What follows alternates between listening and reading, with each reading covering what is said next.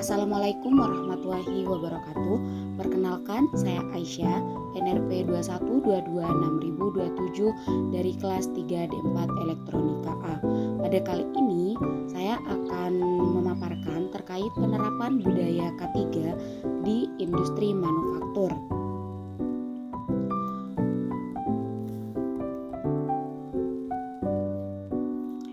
Kita semua tahu bahwa keselamatan dan kesehatan kerja adalah aspek fundamental dalam industri manufaktur.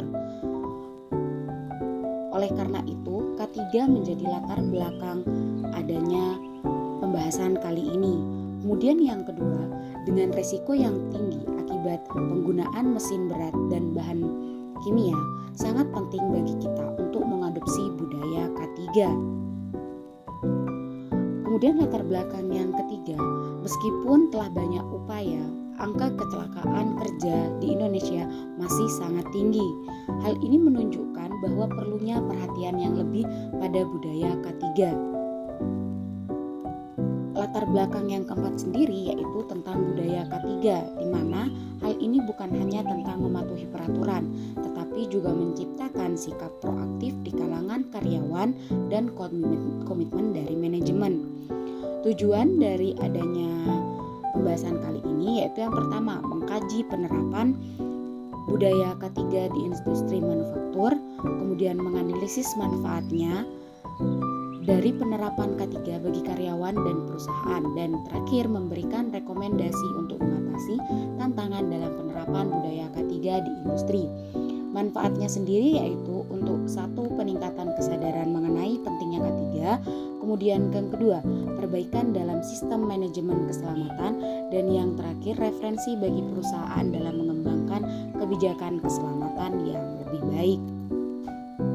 Di sini kami memiliki batasan masalah, yaitu kami fokus pada penerapan budaya K3 di sektor industri manufaktur. Oleh karena itu, dalam pembahasannya kita akan menyangkut tentang peraturan, teori K3, dan analisis data yang mendukung. Yang pertama yaitu tentang konsep dasar K3. Budaya K3 adalah bagian dari komitmen perusahaan untuk melindungi keselamatan dan kesehatan kerja seluruh karyawan. Hal ini meliputi keselamatan, prosedur kerja aman, serta pemahaman terhadap risiko yang ada. Budaya K3 ini sudah efektif dapat mengurangi insiden kecelakaan, meningkatkan moral kerja, dan meminimalisir kerugian finansial akibat kecelakaan kerja. Di sini ada beberapa peraturan K3. Yang pertama yaitu Undang-Undang Nomor 1 Tahun 1970. Di sini itu mewajibkan perusahaan untuk menyediakan lingkungan kerja yang aman. Selain itu, yang kedua yaitu Peraturan Pemerintah Nomor 50 Tahun 2012 yang menetapkan Sistem Manajemen Keselamatan dan Kesehatan Kerja atau SMK3. Ini sebagai panduan bagi perusahaan dalam mengelola keselamatan kerja.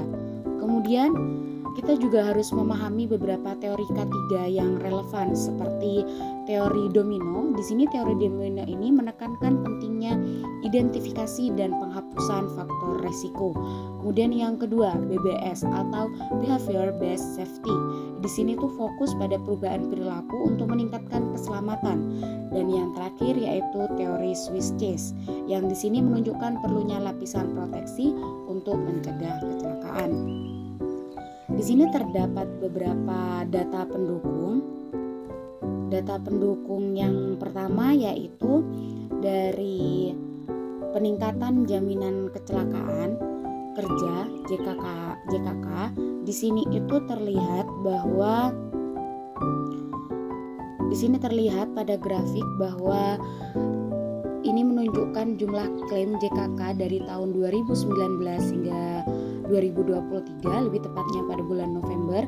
Di sini dapat terlihat bahwa grafiknya itu mengalami kenaikan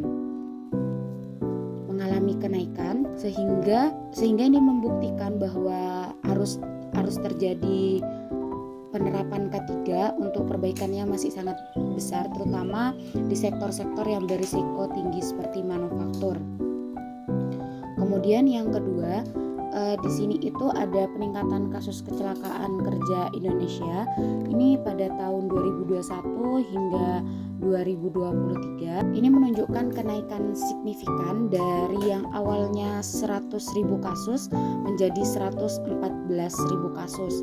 Kemudian yang terakhir yaitu persentase kasus kecelakaan kerja berdasarkan kategori pekerja, di mana dari ini didapat 98%-nya itu dari pekerja penerima upah dan lainnya dari pekerja bukan penerima upah dan sektor jasa konstruksi.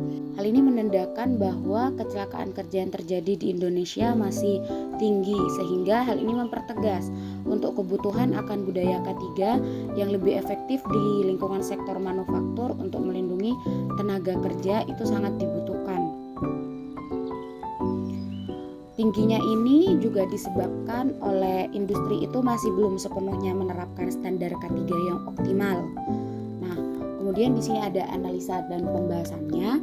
Penerapan budaya K3 di sektor industri manufaktur sangat penting untuk melindungi kesehatan karyawan dan operasional perusahaan.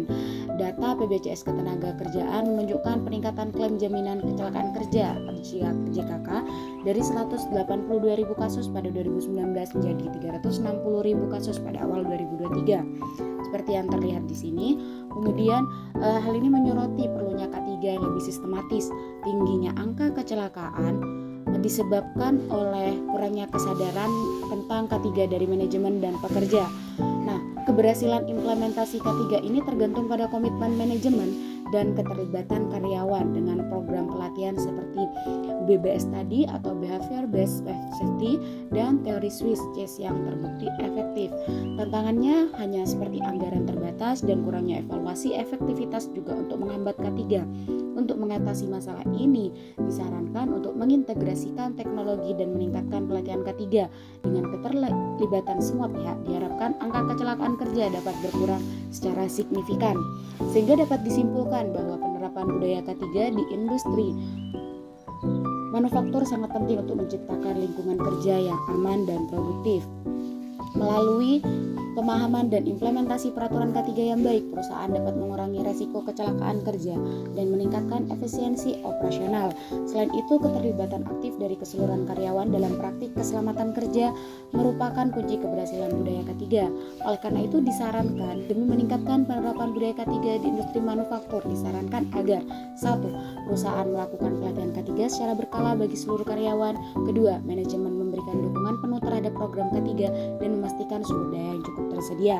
Yang ketiga, diperlukan audit dan evaluasi rutin terhadap sistem K3 untuk mendeteksi potensi risiko lebih awal. Dan yang terakhir, karyawan dilibatkan dalam setiap aspek pengembangan program K3 agar rasa kepemilikan dan tanggung jawab terhadap keselamatan kerja semakin meningkat. Oleh karena itu, karena tadi sudah sampai di kesimpulan dan saran, saya ucapkan terima kasih. Wassalamualaikum warahmatullahi wabarakatuh.